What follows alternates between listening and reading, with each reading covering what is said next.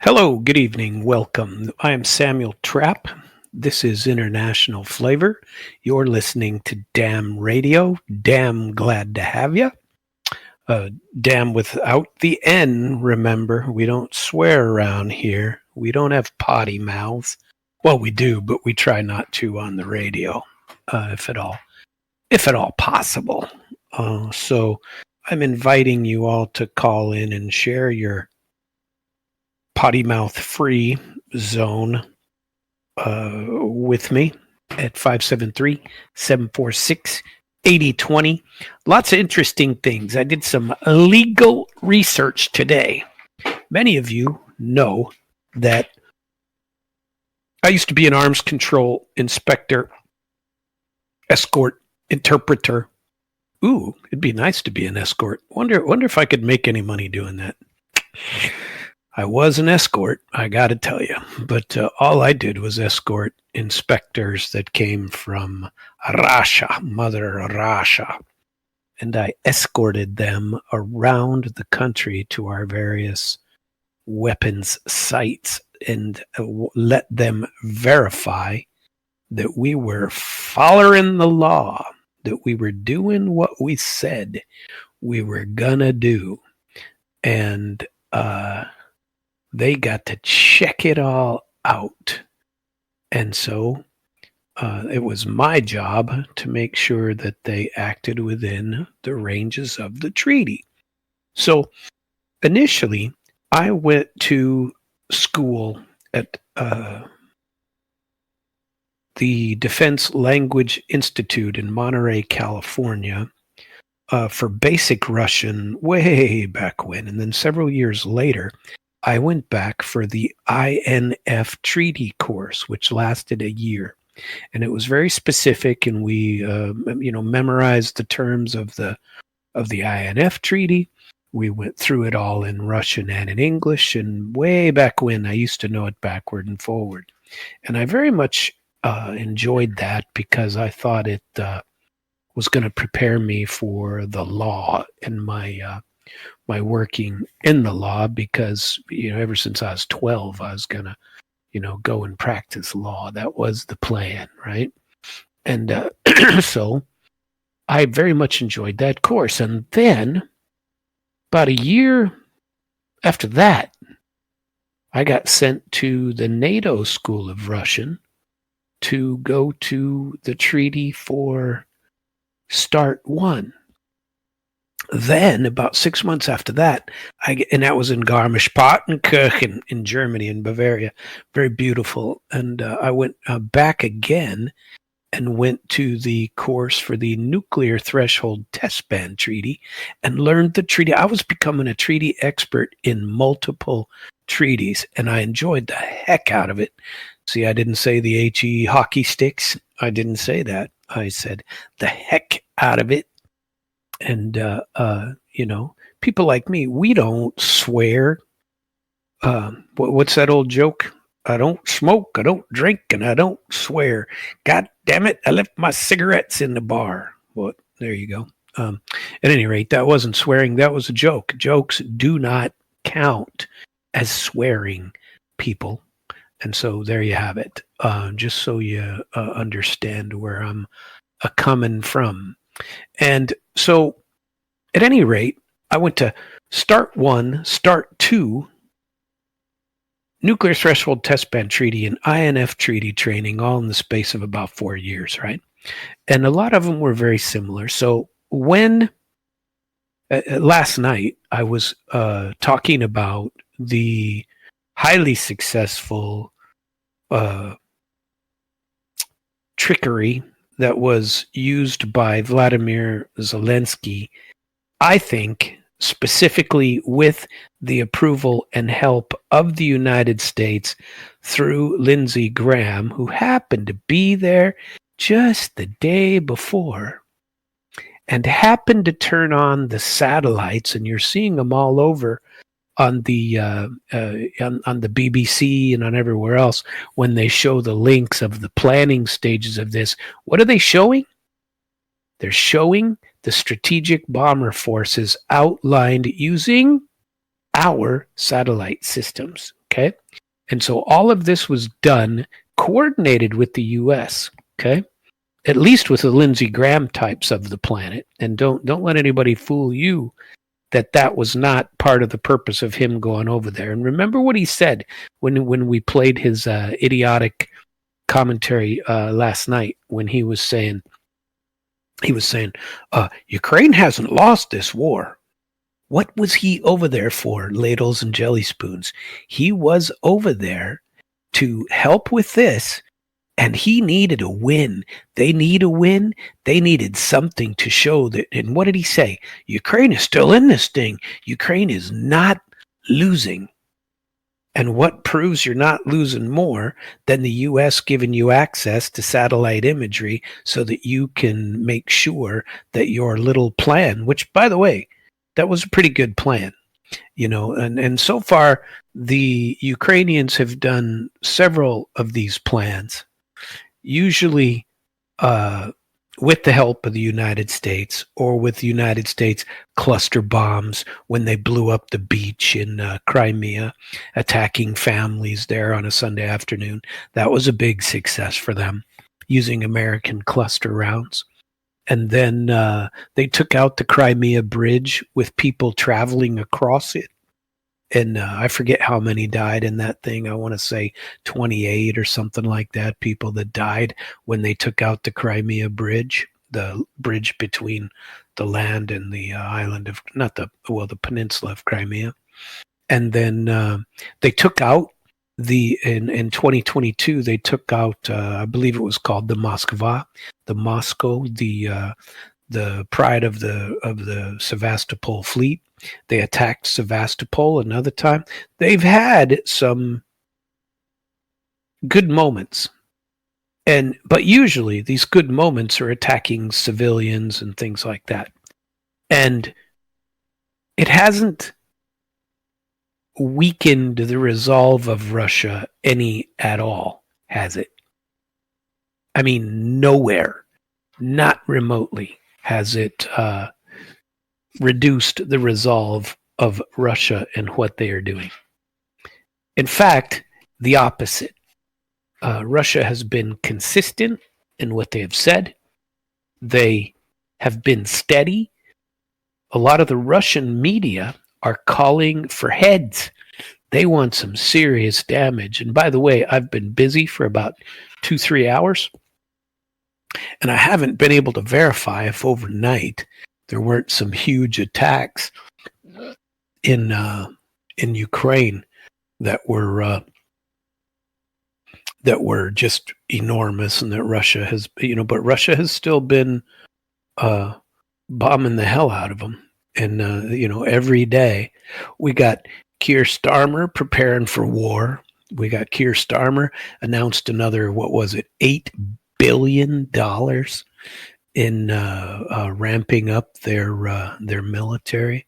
People are getting ready for war. I mean, they really are. And who is pushing it? Who is pushing it? I mean, ask yourself that question. It isn't Russia. Russia has the same goals that they've always had. They have the same things they've been always saying. Here's what we want. We're going to go through the memorandum on the Ukraine conflict, the one that Russia handed over to Ukraine today, and we're going to talk a little bit about that. I've read it in Russian, and now it's been posted. It just came out not long ago in English. So there's an English one, but even if it didn't come out in English, I was going to translate it for you according to what the list says. And then there's been a couple of iterations of what the Ukrainians wanted and what they intended and what they have posted on theirs. But they were a-holes about it all this morning, okay?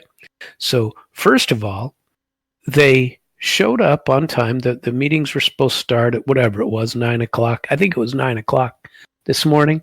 Rooms are all laid out. Russians are all ready to be seen.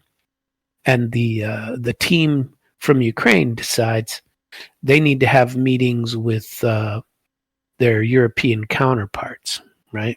And they want to talk with the team from Istanbul. And so they made the delegation from Russia sit for more than 2 hours. Now, I was watching the time stamps, and now they're gone. And they used to be. I was going to go through them for you, but they don't leave them up forever. And now they would, as it happens, they would post whatever changes came up, like at 11 o'clock when the meetings finally started.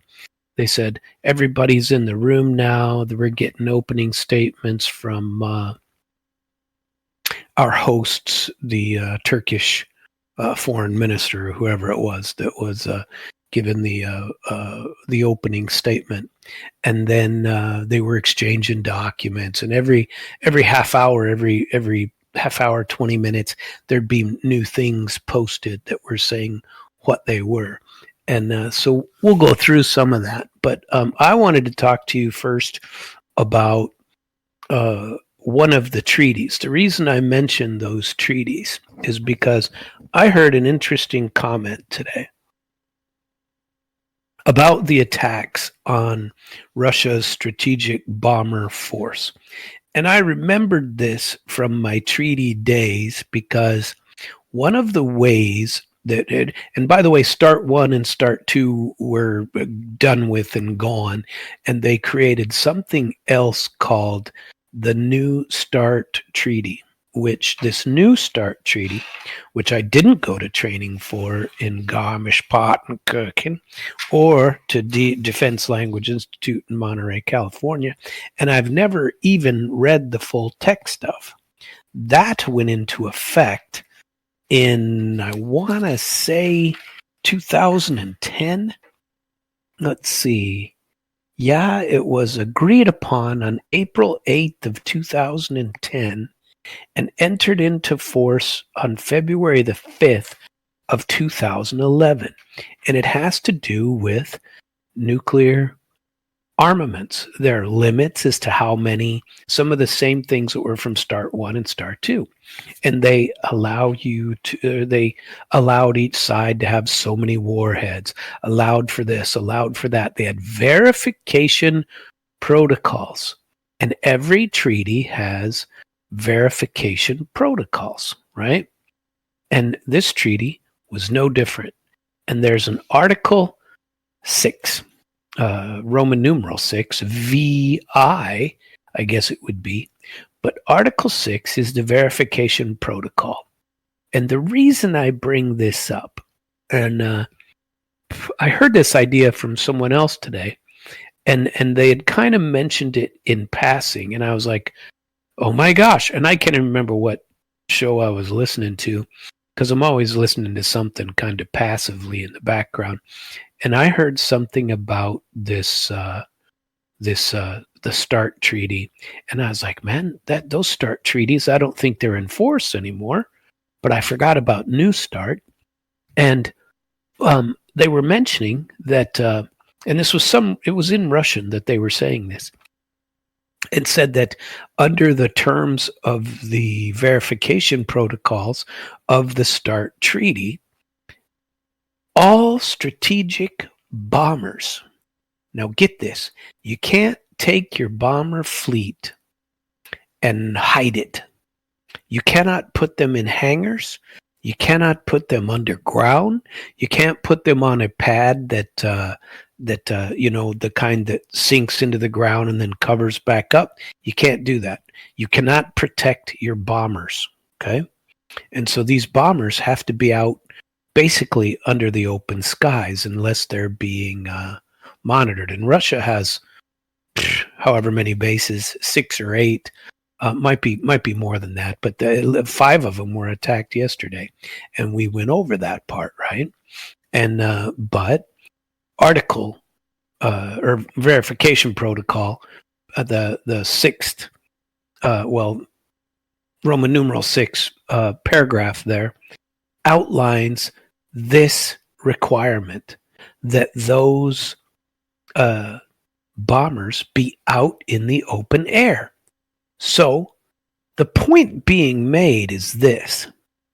If Lindsay Graham is over there providing satellite strategic images, which were very fresh from the ones that I've seen online, and they were very fresh data that was coming in for targeting and showing which ones were on which pad, because they do move from time to time, but they were showing airplane here, airplane here, airplane here.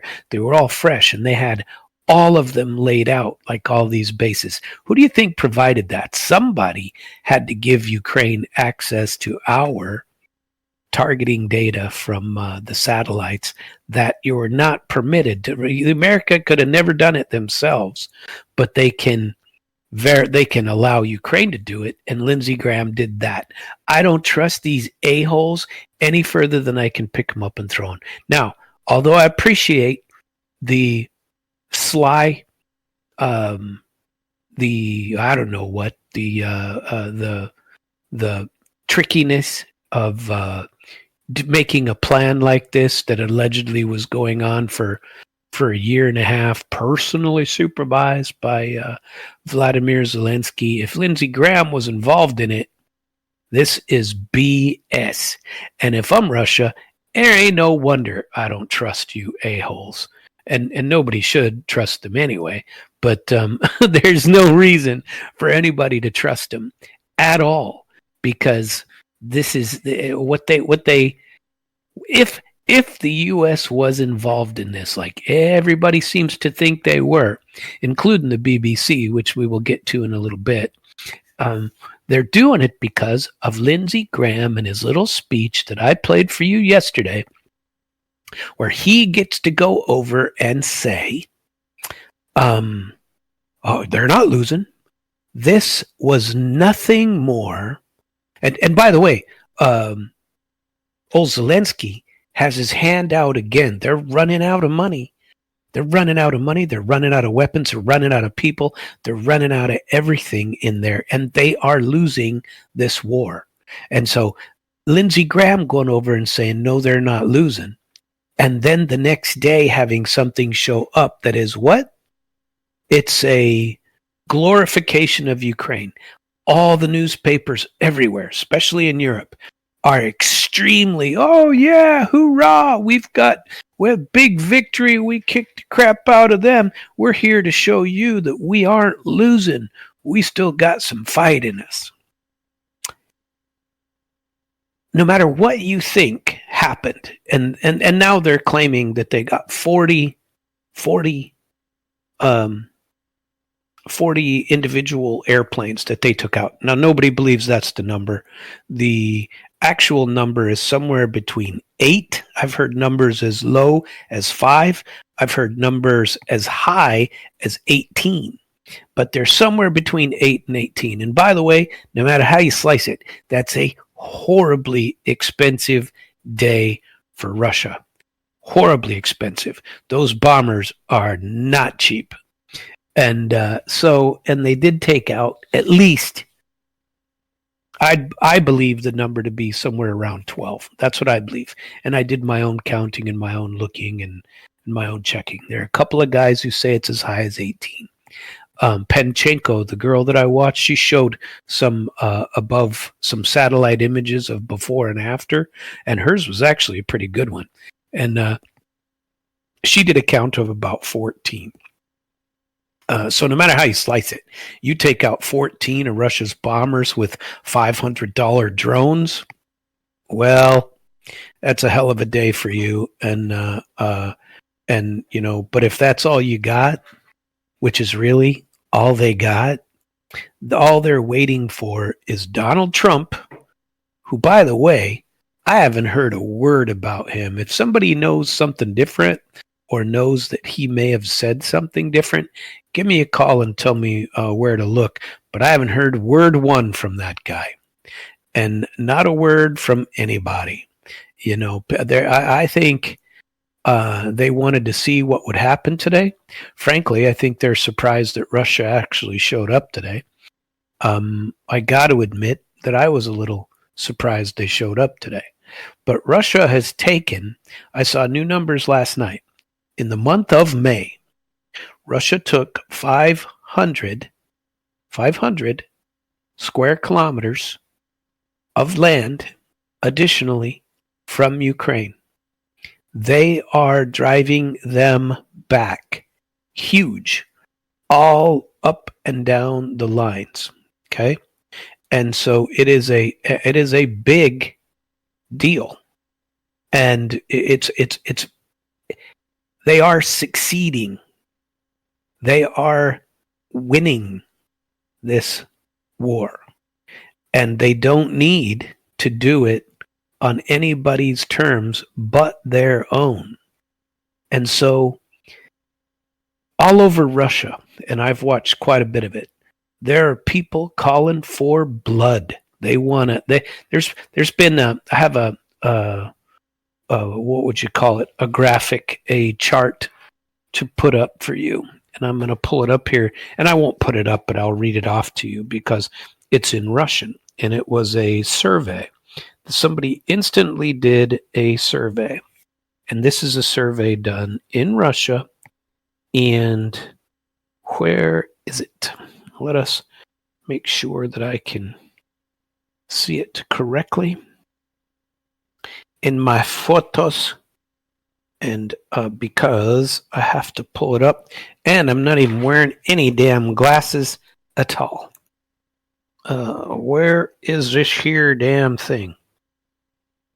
Do I have to pull it up on my phone? Oh, son of a nutcracker. That means it's going to be even smaller. It won't even be on my tablet. It'll be on my phone, which means it'll be even smaller. But here it is, and I can still read it. Okay. A definite answer of Russia to the strikes of the drones, according to ChatGPT. Okay, so ChatGPT instantly did a survey. Okay, and one of them says there are 70% of Russians think that in the next 24 to 72 hours, Russia, who has pretty much stopped bombing the energy systems of Ukraine, 70% say we should resume bombing their energy infrastructure of Ukraine and bomb the crap out of it in the next 24 to 72 hours. That is the most certainty. They want that. People that have agreed to that. Okay. The next one. Use the oreshnik, the hazelnut. It's called the hazelnut, which is taken after the hazelnut tree. You know how those branches come down, and because 36 warheads in an oreshnik. And they've only used it once, and they've been mass producing them since. And they say they have the likelihood of bombing them with 10 to 20 of those. And they could take out, those are bunker busters. Those go deep underground, and you ain't hiding from those. And so they say that they should take out with the oreshnik. 40% of the people say this. You should take out governmental buildings and key military centers. 40% of the people say that. The 35% say that they should take out all of their mobilization and strategic centers, which are command centers, basically. And because that's where all the training and all the administration is, that 35% say they should take that out. 25% say that they should take out the western regions of Ukraine, all logistical points, train, railway, everything, to keep weapons from coming, and what do you call it? Replacement platforms, tanks, BMPs, that kind of thing, from coming across the border. Or if they do, they're going to be destroyed at these new places. That's 25%. And 5 to 10% say this, 5 to 10%, and there's no concrete number. The rest of them were solid numbers. This one says they should do a demonstrative use of a tactical nuclear weapon in an empty region of Ukraine. That they should show off their nuclear weapons in a tactical region of Ukraine. Now, frankly, I'm very much against that because that is exactly what Lindsay Graham wants. Lindsay Graham, and arguably all the neocons that are now forcing Trump into this corner, that is exactly what they want, because then they will have Trump committed. And they will have Trump will commit. I mean, Trump's already led around by the nose by these jerkies and saying things like, and it's only against. It's really funny. Were there any words anywhere in the West yesterday, except for me, who talked about these trains that got blown up and how the Russian government found out that these were sabotage and that these bridges were blown up, literally right in front of these trains. Civilians dead, right? Not a word. Nothing. Zero. Not a word about the fact that the treaties are being ignored. That there's no, we aren't into that. Now, I want to go into that a little bit further because Russia, after the start of the sanctions and all of that, especially after 2022, this treaty, the START treaty, allows for inspections and allows for certain protocols for how to come along. But the Joe Biden team quit talking to them, asked for nothing. Okay, and there haven't been any requests or only peripheral requests to allow inspections after this started.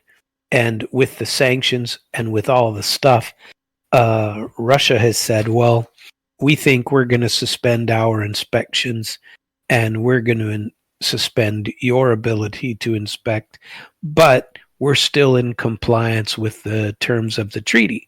So nobody's come out and said we're not doing the treaty.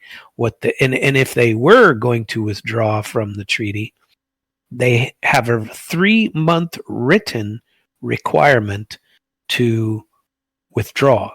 And then there's a procedure for withdrawal. Now, I practiced law for a number of years, and when people create a new business with a partner or something, one of the best things that a lawyer can do for you is assist you in the prenuptial agreement of business, which is how you divide up the spoils of your business in the event that you get divorced, which partners often do. And so sometimes the most important part of a contract, of any agreement, is what you do in the event of a dispute. The U.S. has never forced anything. They've never pushed, and Russia has never said, well, we want to do inspections in the U.S. Even under Trump hasn't said we want to. They talked about it a little bit after Trump came into office, and that's some of the multilateral things that they've been talking about. But remember, Biden didn't talk to these guys for 3 years. Not a word. Zip. We even pulled all the people out of the embassies. There was nothing going on. So, although arguably you could say that Russia said we're not going to be doing inspections and nobody does inspections, that's not formal withdrawal from this treaty. And the U.S. had a duty to not give information to Kiev about the status of the bombers on the ground. And I think they breached it. That's what I think. And I'm not alone in that. I heard the somebody mentioned in passing that there was a what do you call it, a requirement to follow the treaty and to keep these things out in the open, and that actually does exist. And it's absolutely true. So anyway, I've babbled on about that for about as long as I need to get into there. But I think that there's something fishy going on with this attacks. I get it. And I don't. I try hard not to pick sides, but I did. I don't believe that Ukraine is acting correctly, mostly because of us. I also believe that if we weren't pumping money, arms, equipment, ammunition, everything else into that corrupt hellhole, this war would have been over long, long ago. And the deep staters do not want this war over. If you want to call them leaders, the supposed leaders of NATO countries do not want this war over. The neocon masters and arms dealers in the United States, like Lindsay Graham, do not want this war over. And Vladimir Zelensky certainly does not want this war over. He especially wants this war to continue. Because, why? Because he would have to have an election, and he would have to, acknowledge the fact that he needs to leave, that he needs to depart into the wilderness or into the banker zone with his own piles of cash that he's lifted from the country. He would have to, and all of his cronies would be doing the same. That is the truth. And they don't want to say that they're losing. So, okay, now I want to get into what occurred on the ground in Istanbul today. First, I want to see if there's anything new from the other side of the world, because remember, it's morning over there. And I want to see if there was any new events that occurred in the headline that show anything new bombing, new huge piles of nope, I got nothing. But here's a new one. Russia has been banned from ice hockey in the 2026 Olympics. Gee, there's a surprise to extend the sanctions. They know they can't beat them, and so they'll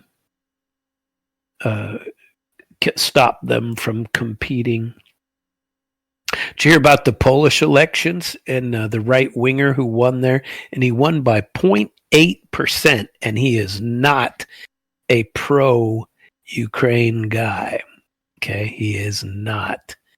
And so Poland, things are going differently. Erdogan, where this what do you call it? The meetings took place today in Istanbul. Erdogan has his own vision. He wants to host a leadership level summit in Istanbul or Ankara. Now, I told you yesterday that the only reason, not the only reason, but the way that Zelensky gets some traction here is he gets some more money from the West, mainly the U.S., because Europe can't keep it up.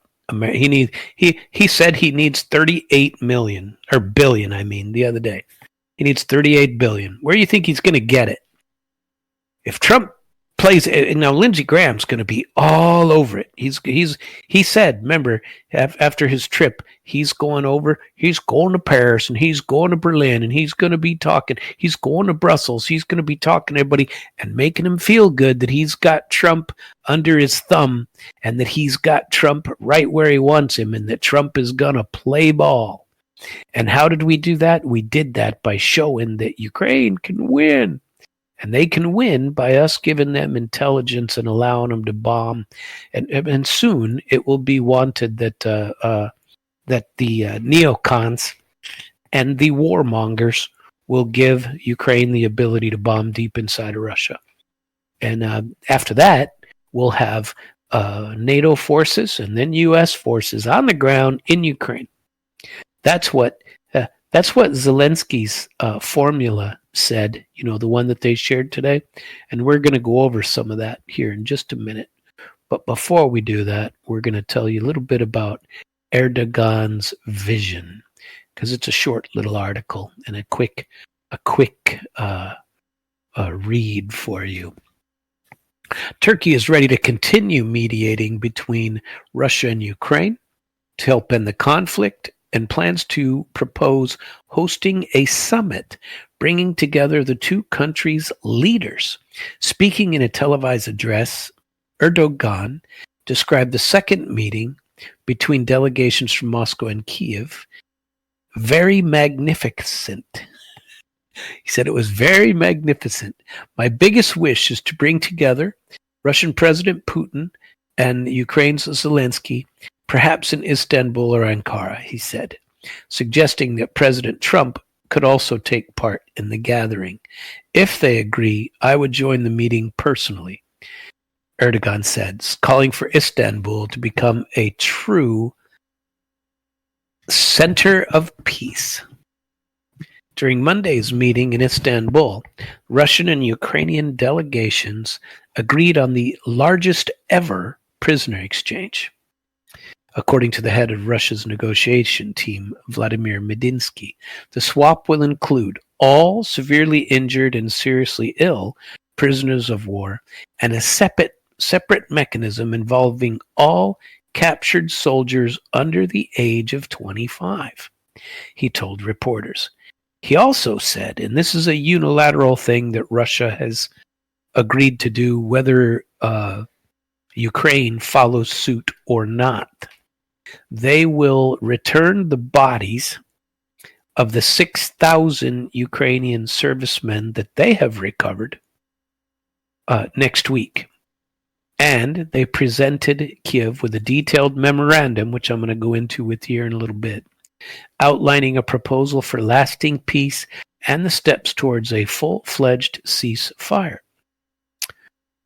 Turkey has played a key mediating role between Russia and Ukraine since 2022 when it hosted the early peace talks between the two, the ones that were torpedoed by Bojo Boris Johnson, and he advised Kiev not to accept the deal and seek that victory on the battlefield, right? You want that, and boy, that victory is a long way off. Ukraine returned to talks under pressure from U.S. President Donald Trump, who has insisted that a truce be brokered. The previous round of talks, held in Istanbul on the 16th, led to the exchange of 1,000 prisoners from each side. On Monday, the Ukrainian delegation suggested holding the next meeting before the end of June. The head of Kiev's delegation, Rustem Umerov, told reporters after the talks. Moscow did not comment on that proposal. Frankly, I was surprised they showed up. I got to tell you. I'm not sure I would have recommended that. Were I the one making such a decision? So that is the nature of Erdogan's desire. He wants to show it. Now, I want to go over for you the proposition from Russia.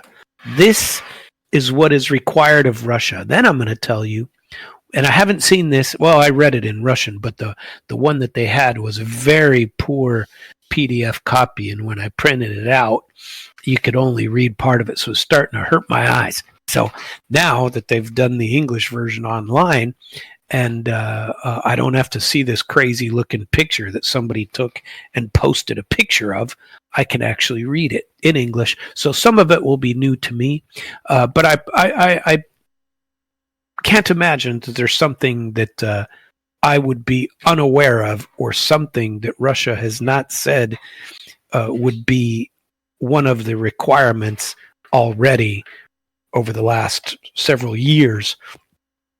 They've been saying the same thing.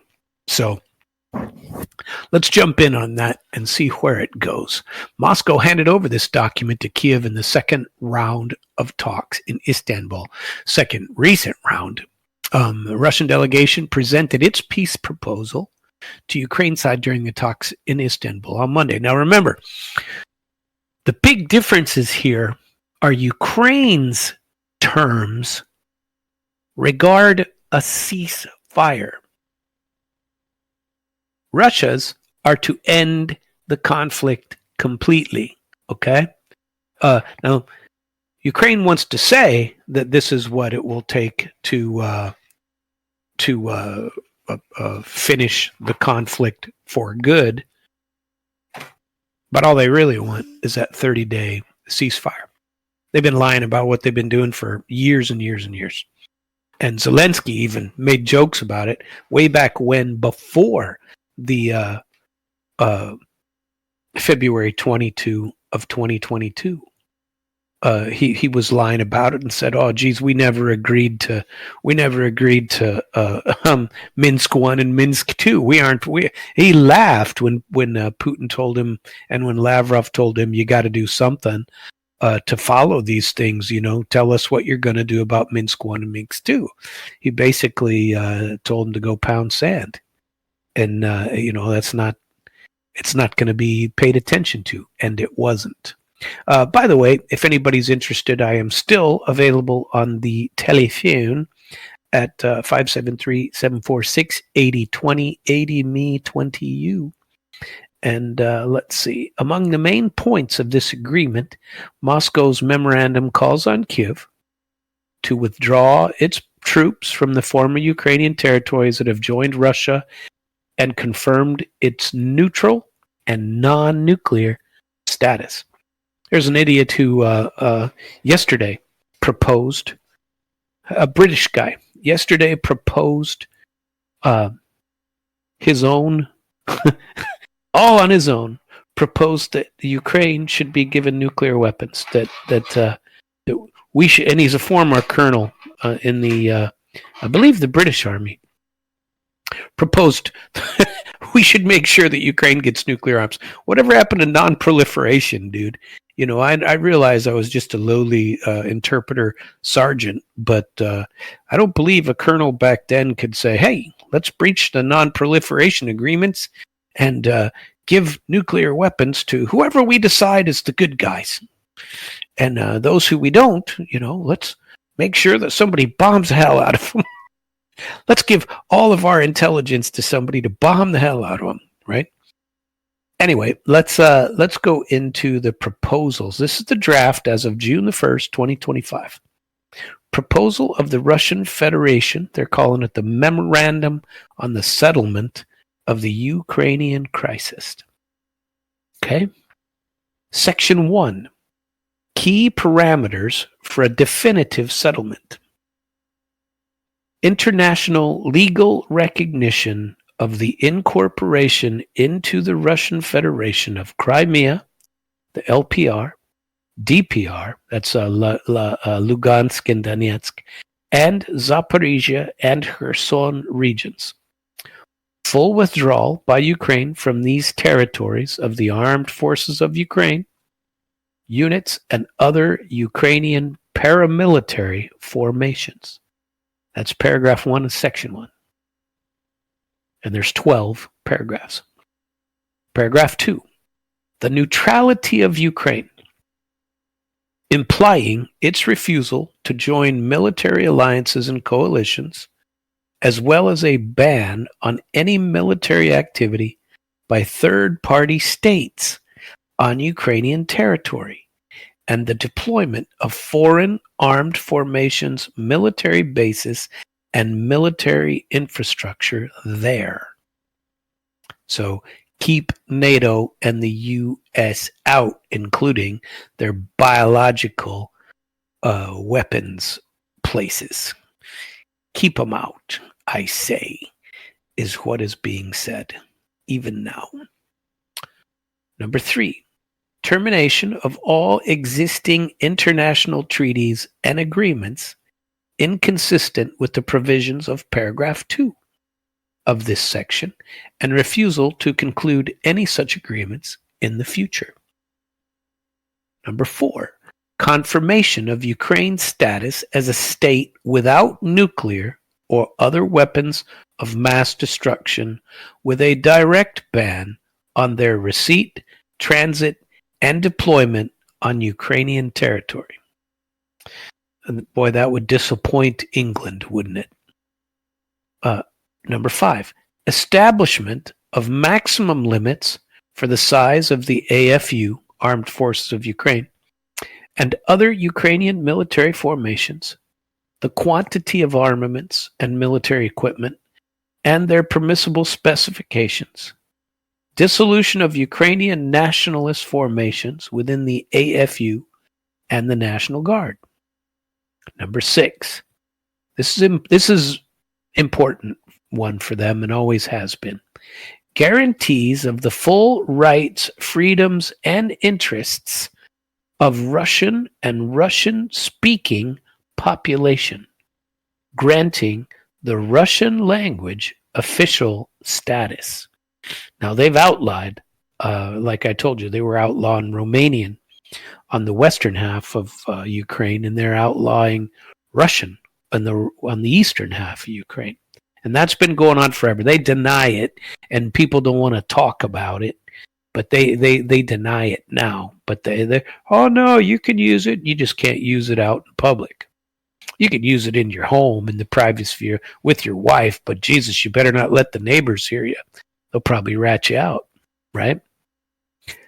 Number 7, legislative prohibition on the glorification and propaganda of Nazism and neo-Nazism, the dissolution of nationalist organizations and parties related thereto, because they really do support the Stepan Banderas of the world, which were neo-Nazis and killed 120,000 Polish citizens in World War II. With the Nazi forces, they were hand in hand when they did that in the city of Lvov. Resolution, number 9, I'm sorry. Oh, sorry, skipping. Number 8, the lifting of all current economic sanctions, bans, and restrictive measures between the Russian Federation and Ukraine, and refusal to impose new ones. So they want to trade with them. Why not? Number 9, the resolution of issues related to family reunification and displaced persons. Number 10, the waiver of mutual claims for damages incurred during hostilities. Number 11, the removal of restrictions imposed on the Orthodox Church of Ukraine, which is a Russian Orthodox Church. Number 12, gradual restoration of diplomatic and economic relations, including gas transit, transport, and other connections, including with third-party states. That is it. Those are, and by the way, the ones that were already agreed upon without Zaporizhia and Kherson regions, number 1, number 2, number 3, number 4, the first 6 were Seven. First seven were already guaranteed. First, they were already agreed upon back in 2022 before Bojo went over there and hammered it. He got rid of it. Okay, so that is for the key parameters, for a definitive settlement. That's for settling the entire conflict. That doesn't sound unreasonable, horribly unreasonable. No, it's a different world than it was at the beginning of this. So, Russia may have to win on the battlefield to get these things now, where they wouldn't have had to 3 years ago. But I don't think they're looking at letting up anytime soon. I really don't. Section 2, ceasefire conditions. Ceasefire conditions. What will we do to agree to a ceasefire? And by the way, there was another proposal that was given up by the, I forget his name, Medinsky? Medinsky was the guy who was leading the team for Russia. And when he came out, he gave a speech, and it was when he said that they were gonna voluntarily return 6,000 frozen corpses that they have been, wanting to exchange so that their families can bury them and have a Christian burial. And right after that, he said, and we believe, and we would like to, in the particularly bloody areas where a lot of casualties are rotting in the summer sun, in mud and in the muck, we would propose ceasefires in certain areas of the front, a 3-day ceasefire for both sides to go in and retrieve bodies and retrieve people who are dead so that they can be given a Christian burial. And he proposed 3 places for that to happen. None of that is in option 1 or option 2 that I'm aware of, but we're going to read that here in just a minute. That is something he just said in passing. He said, we're going to turn over all these bodies, Godspeed to them, and let their families bury them. And, if Ukraine has any in their possession that they would like to turn over to us, they don't know what they've been doing. I mean, nobody knows. Nobody said anything either. And they say that he said we would obviously be happy to take back any remains that have been taken into custody on the other side. And who knows what they've been doing. It wouldn't surprise me if they haven't been doing anything with them, letting them rot. That would not surprise me in the slightest. And it seems rather humanitarian to even have taken the 6,000 and put them on ice, or done something with them. So I don't know. Interesting times. Section 2, ceasefire conditions. This is now talking just about ceasefire. Option 1, commencement of a complete withdrawal of the Armed Force Ukraine and other Ukrainian paramilitary formations from the territory of the Russian Federation, including DPR, LPR, Zaporizhia, Kherson, and their pullback from the borders of the Russian Federation to a distance agreed upon by the parties in accordance with provisions to be approved. That's number 1. Meaning, we'll do a ceasefire if you do this.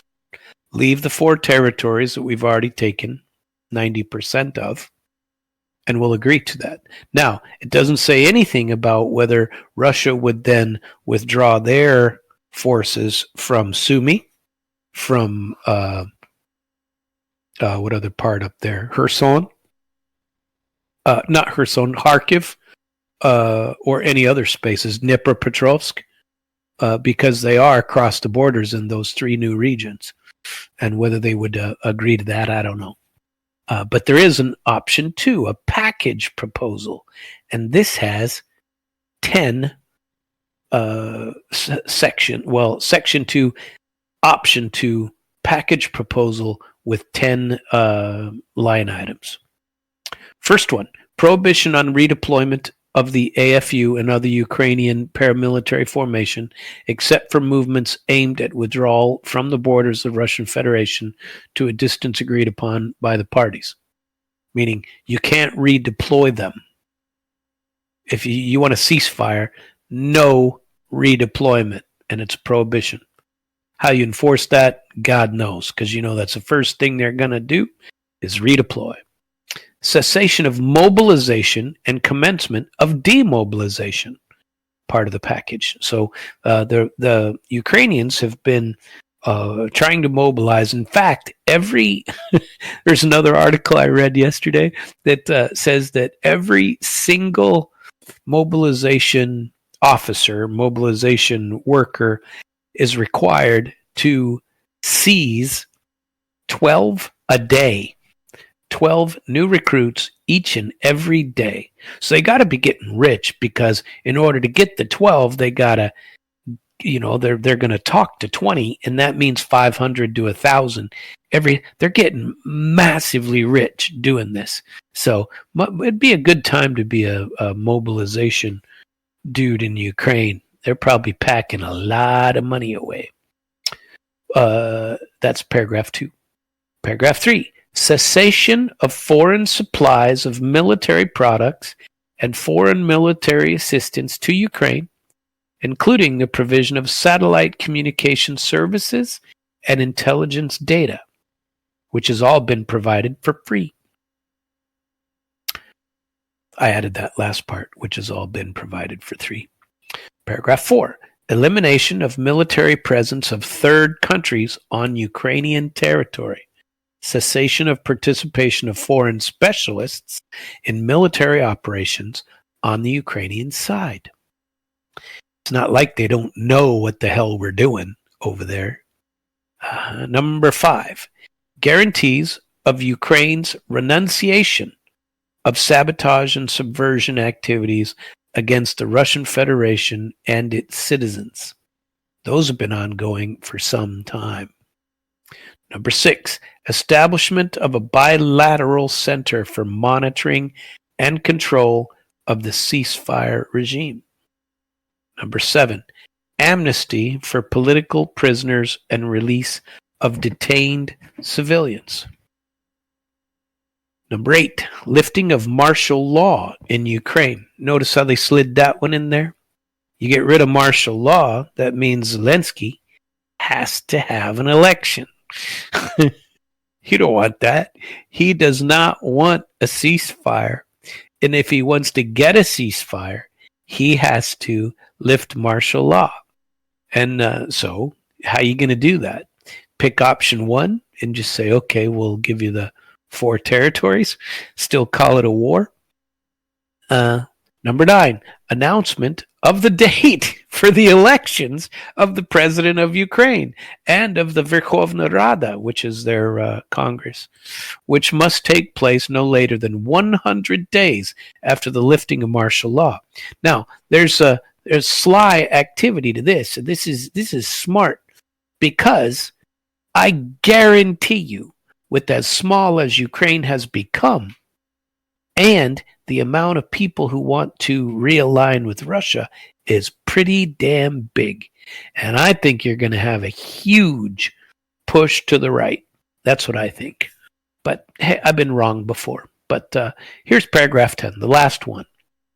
The signing of an agreement on the implementations of the provisions contained in Section 1.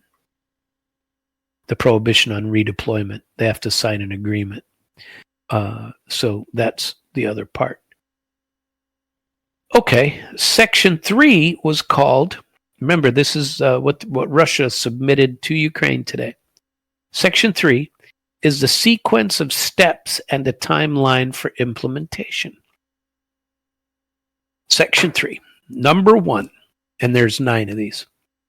Work commences on drafting a treaty to, for them to observe.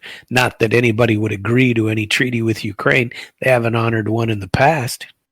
They made Minsk 1 and Minsk 2. And remember, that was just to give us more time for the U.S. to help us build a new army to kick your butt, Russia. That didn't work out too well. That's number one. Number two, a 2 to 3 day ceasefire is declared for the collection of bodies of the fallen in the gray zone. And these are some of the things that Russia has agreed to. So unilaterally, basically, a 2 to 3 day ceasefire is declared for the collection of bodies in the fallen. Number three, 6,000 bodies of Armed Forces of Ukraine servicemen are to be unilaterally transferred to Ukraine. Number four, a ceasefire memorandum will be signed with specific dates for the fulfillment of all provisions. Determine the date for signing the future treaty on final settlement, hereinafter called the treaty, is number four.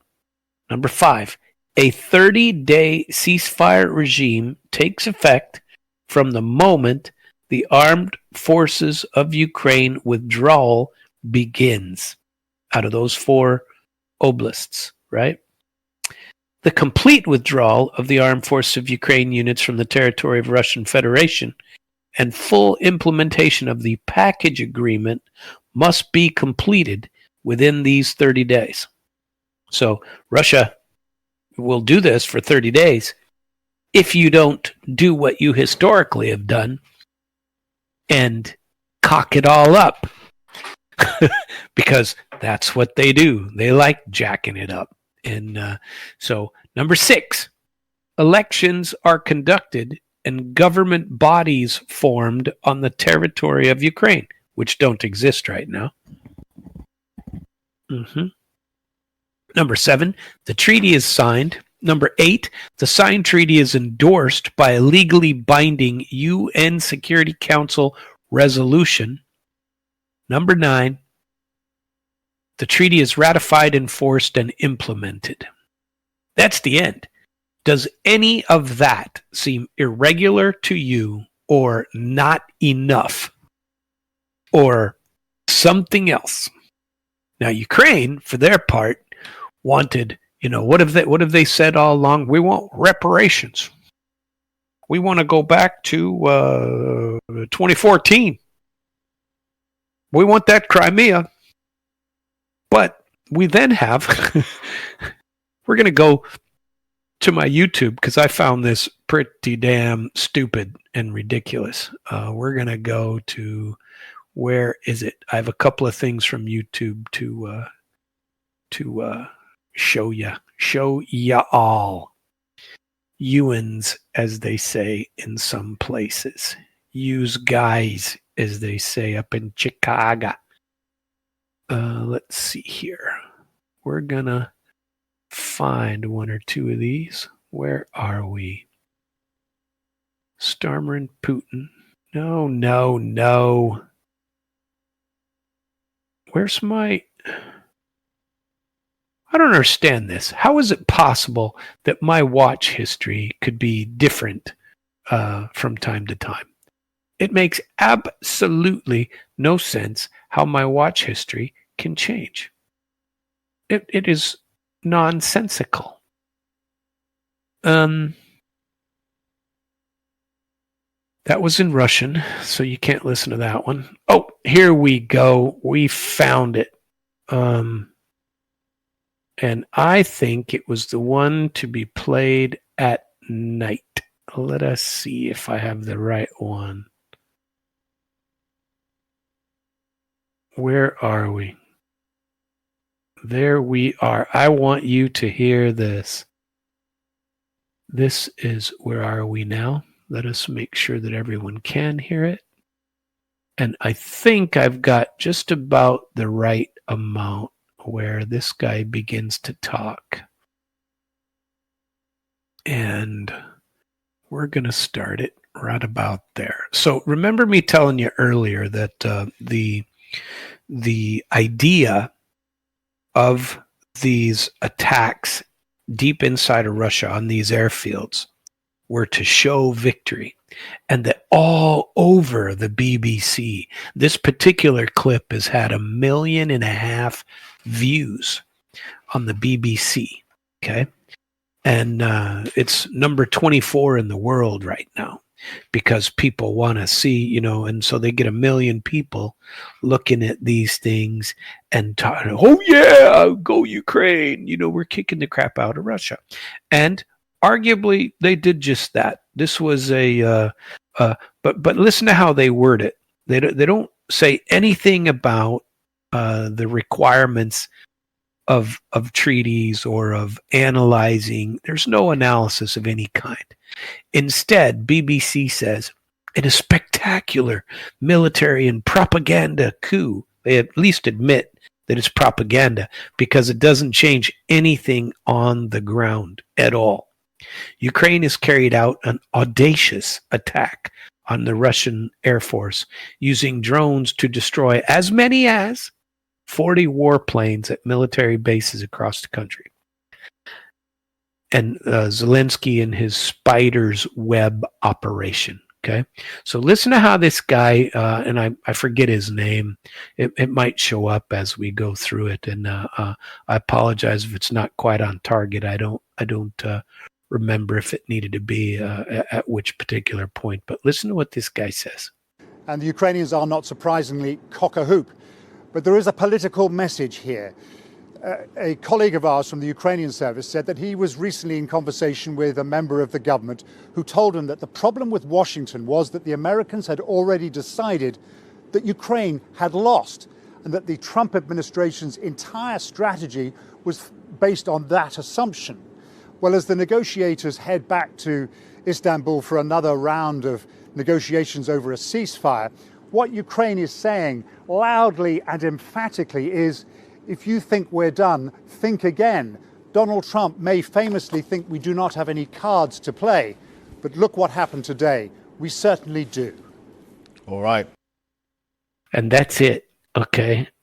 Now, I find that, which it's a 7-minute clip. And you can find it on the BBC's YouTube page. Ukrainian drones strike air bases across Russia. And if you're interested in listening to the whole 7 minutes of it. But I find that particular part very, very telling and saying what exactly this is. This is propaganda to get all the Americans, hopefully, to get Americans like me to say, oh, gee, looks like Ukraine's going to win. Ukraine's going to win. They can send over some drones. Ukraine's been sending over 100 drones a day forever. This was successful, and I don't know if I went into enough detail, but if you watch, there are a couple, even English version ones. The Russian ones are better, but the English version ones do show how these things, these mini containers with wooden house stuff inside of it, and they have these little compartments built on the top that basically slid off, whether operated by Wi-Fi or whatever, and that the tops of the entire container slid off. And there are people who are videoing these things as these drones just take off out of the top of a container sitting on a trailer. And there's no truck around, there's no nothing. There's just these flatbed trailers dropped off, and these flatbed dropped off. So it's a pretty good military operation, if you want to call it that. And it's pretty sly.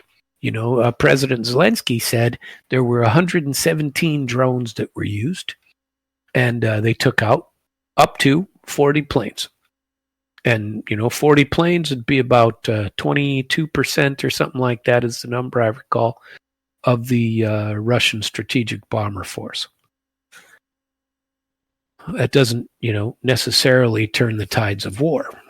Russia can proceed for a long time here. And I haven't seen anything, and I've been paying attention to see what else would be, what other bombing activities we have. But I think there was one or two other clips that I wished to play. This we haven't listened to my I like listening to him, Alex Christoforou. He from Cyprus. Let's now talk about what Zelensky There said. he is. Sorry about that. We're going to go back and listen to the beginning of what he has to say.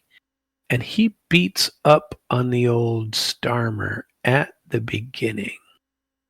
And he talks a little bit about what occurred here. And I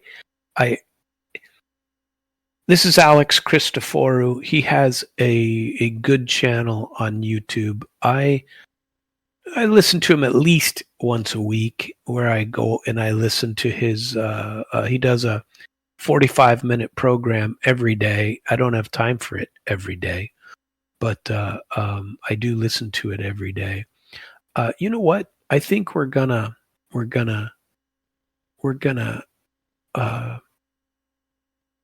talk about, because he talks a little bit about exchanging all of some of the same things that I just talked about, and he talks also about Boris and Keir Starmer.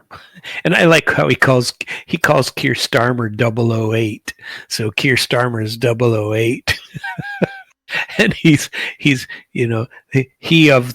house got attacked by immigrants, Russian immigrants, or Ukrainian immigrants, I'm sorry, that bombed his house and firebombed his house and his cars and stuff like that, because they don't think he's doing enough in Ukraine. So you know what? I think we're going to skip him for now, and we're going to go to a new one, and now we'll talk about that instead. Hello, my dear friends. And we're gonna get to because he gave some interesting points earlier today, and I don't think, in fact, I know I haven't heard any of these yet, but listen to my Russian counterpart here. He has a pretty good set of information for you, and I want to get him to tell us about what's going on the front lines. So we might listen to 7 or 8 minutes of this, okay? Hello, my dear friends. You're in the Military with Summary channel, and today we will discuss the situation in Ukraine on the 2nd of June of 2025.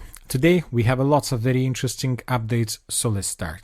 And first we're going to talk about talks about the second round of the negotiations that took place on the territory of Istanbul. Probably somebody expected that the Russians would not send their delegation there, but the Russians sent their delegation, and we're going to skip that part. I want to get to, because he goes through, I want to get to where they talk about what's happening on the front line after that fact. Here we go. Ukrainians destroyed several strategical bombers of the armed forces of the Russian Federation and attacked several strategical airfields. We still haven't received anything from the United States of America. They haven't made any comment, but obviously today they had very tough talks with the president of Ukraine, Zelensky, because Zelensky basically violated the guarantees that were provided by the United States of America. So as for now, nothing special, just all these talks and rumors. Anyway, let's wait for several days, because most likely something huge is going to happen. Now let's talk about the situation on the ground, and first let's talk about the Sumy direction. Probably the most important piece of news is that the Russians managed to restore the railways. I'll remind you that yesterday, as a result of terrorist attack, the bridge fell down on the railways, and as a result of this attack there were lots of casualties among civilians, but as you can see, it required just 24 hours for the Russians to restore this railway, which means that the Russians haven't lost anything in their logistic and supply and supporting of their forces in the Sumy direction. And telling the truth, the Russians didn't stop. The Russians continue offensive operation, and during the first 24 hours the Russians managed to improve their position significantly.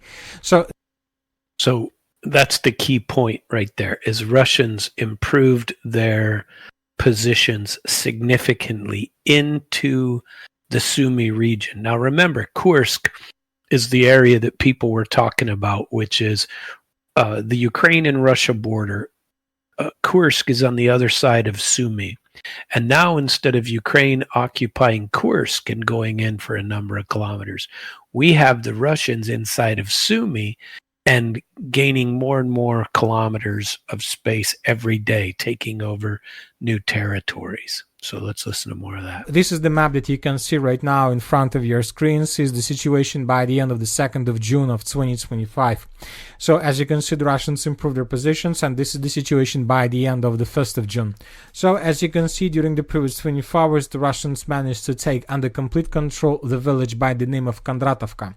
So as for the end of the 2nd of June, this information was just confirmed by several mappers without any proofs with geolocation or with video. Furthermore, according to information we have, the Russians managed to reach the outskirts of the settlement of Andreevka. So this is the situation by the end of this 2nd of June. The village of Kondratovka. So basically, he's showing that they're going forward. They're going forward 2 kilometers just in that one area, and the Ukrainians are on their heels. People, they are. I don't want to say abandoning, but they can't defend them anymore. They don't have enough people. They don't have enough equipment. The Russians are kicking the crap out of them all up and down the front. And so if you maintain your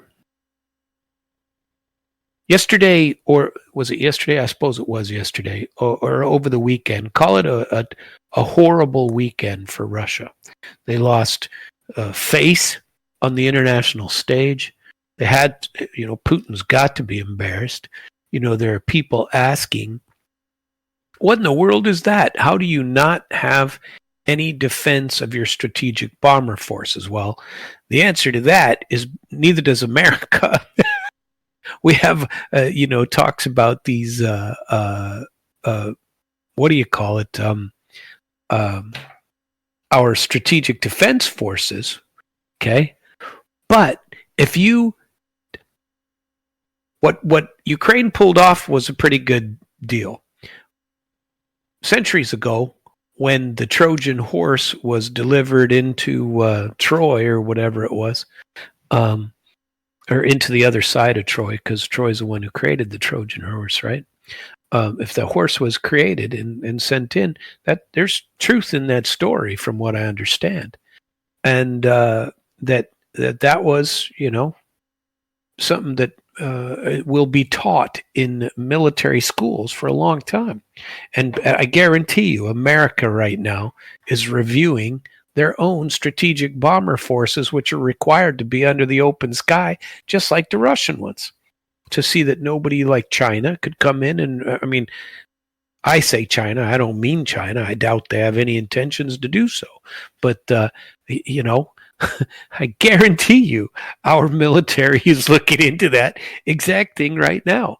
Although, arguably, they were helping in it, and maybe they were ahead of the game and Russia wasn't. Either way, it was an embarrassing and an expensive day for Russia, or weekend, I mean. But that doesn't mean that up and down these combat lines in Ukraine, Ukraine isn't losing their asses, because they are. Managed to cut most likely the village of Yunakivka from supply. And, when I go through these things, and I go through 2-3 times a week, probably, that I go through and watch and see how the lines are moving. So these lines are moving pretty dramatically. And these lines have been shifting literally since late last year, and especially after February this year, when we're watching these lines collapse all up and down the front. So I don't know. We're not going to go any more into that. That's, kudos, I suppose, to the Ukrainians. It was, no matter how you slice it, a hell of an event that they pulled off. It won't change anything, but a hell of an event. More power to them that it worked out for them. I don't think it's going to change the situation on the battlefield at all, but there you have it. What else do we have in any news? I'm going to go back and look. We only have about 10 minutes left in the show. And so, what do we have here? The talks. Oh, here it is. As it happened. And this is what I did want to go through. And it started. Well, I'm glad. Remember me telling you that I wanted to read to you kind of the timeline of what was going on today and what they put into place for this. Basically, it started at 8.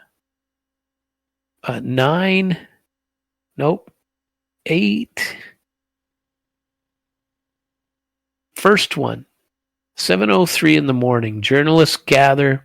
7:18, Kiev's delegation arrives.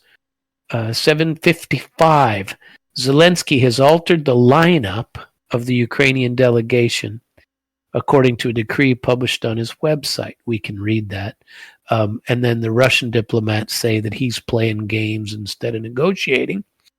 8:12, Foreign Minister of Turkey, Hakan Fidan, plans to join the Russia-Ukraine peace talks in Istanbul. 8:24, Ibrahim Kalin, the head of Turkey National Intelligence Organization, is expected to be there as well. 8:36, Moscow expects Kiev to seriously consider its proposals that they outlined. 8:42, Turkish representatives arrive. 8:48, Russian delegation leaves its hotel and heads to the talks. 8:54, Russian delegation head Vladimir Medinsky is expected to hold separate conversations on the sidelines of the Istanbul talks with other people. You know, Istanbul, the heads of Turkey. 9:33. Kiev's negotiators have met with representatives from Germany, Italy, the UK, Ukraine's foreign ministry has said. They have coordinated positions ahead of the talks. 9:51. The Russian delegation arrives at Sirigan Palace to hold the talks. 10:04. Ukrainian delegation also arrived. 11:08. An hour later. The talks in Istanbul have not started yet, despite the delegations being in place. Several Russian media outlets report the reason for the delay is unclear. 11:38, another 40 minutes later. The delay in the start of the talks between Ukraine and Russia was caused by the decision of Rustem Umerov, the Ukrainian Defense Ministry, to first meet with Turkish Foreign Ministry. And, just leave them wait. That's okay. And finally, 10 minutes to noon, the talks start. 11:56, Turkish minister he has delivered the opening remarks. 12 o'clock, the side set to discuss the humanitarian aspects. 12:08, Fidan thanks President Trump. 12:53, an hour later, media outlets circulate the full text of Ukraine's roadmap for peace. And I tried to download this so I could see it in English, but it's too small, and it didn't happen. And it said I had to sign up to get it in Telegram. It wouldn't allow me, so I wanted to find it another way. And I can hardly see it when it comes up, and it basically key principles of the agreement and negotiation prospect. Let's see. The Ukrainian document is divided in 5 paragraphs. The key principles of agreement on the process of agreement. The next step is ceasefire and high-level meetings of the leaders. Sorry, I'm interpreting while I read it. The ceasefire would be the part 3. The 4th part would be measures on improving trust. And 5, the meeting of leaders to get that done. In the first paragraph, They outline the principles of the discussions: a full and unconditional ceasefire in the air, on land and on sea, the exchange of all prisoners of war. Remember, I was telling you yesterday that Russia has about 9,000 Ukrainian prisoners of war, and the Ukrainians are holding about 700 Russians still. And then the unreliability of repeat aggression, the non-permission of it, guarantees of safety for Ukraine, and the refusal of Kiev to keep neutral. They have no intention of keeping neutral. And so those were the basics of it. We'll go into some more of that probably tomorrow, but I don't want to go into this the whole week. I'm not against it, and I'm sure going to be more happening as we go along. But at 13:09 at 1 o'clock, Kiev reportedly suggested that some sanctions may be lifted against Russia, but only gradually and with snap-back provisions if any agreement is violated. It insists that the frozen Russian assets should remain unavailable or be used for the reconstruction of Ukraine until reparations are paid. Good luck with that deal. Right after that, Ukrainian proposal called for the prisoner of war exchange. We already talked about that. 13:10. The talks have wrapped up, lasting only an hour. Russia and Ukraine will not continue talks on Monday, and their delegations are poised to depart Istanbul. The talks between Russia are concluded not negatively, said a spokesman for Turkey. Kiev has handed Moscow a list of hundreds of Ukrainian children. Now, this is important. Remember, they have talked about these million children that Russia allegedly took, and they handed them a list of 133 children. 133 that may or may not be in Russia.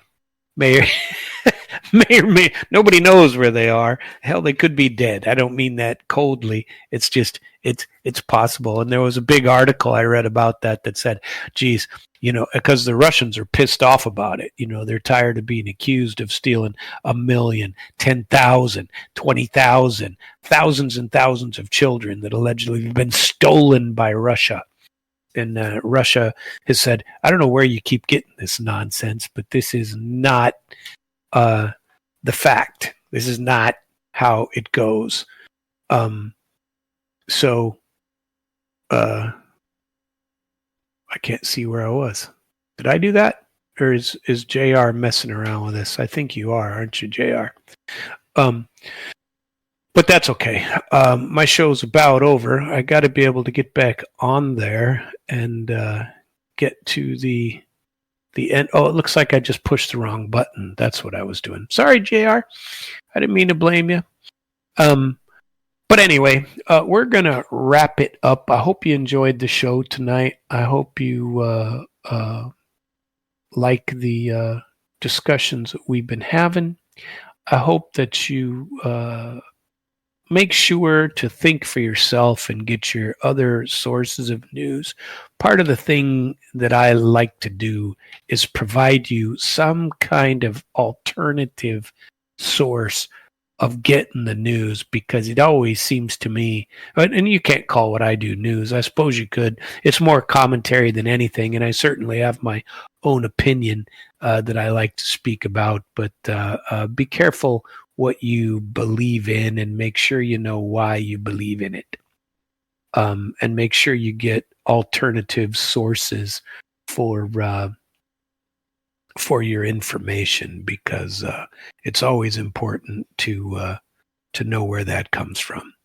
If you want to listen to any former episode of International Flavor, you may do so at internationalflavor.com. I upload all of them right away, like right after the show. I'll upload tonight's, and you can go back and listen to it again and then, or you can listen to any other night that comes out. And I appreciate you joining in. Please join in. If you like listening to Damn Radio and all of our fine hosts, you can continue to listen at damnradio.com/live, or you can go to our schedule, damnradio.com/schedule, or damnradio.com/podcast for all podcasts. Have a very good evening.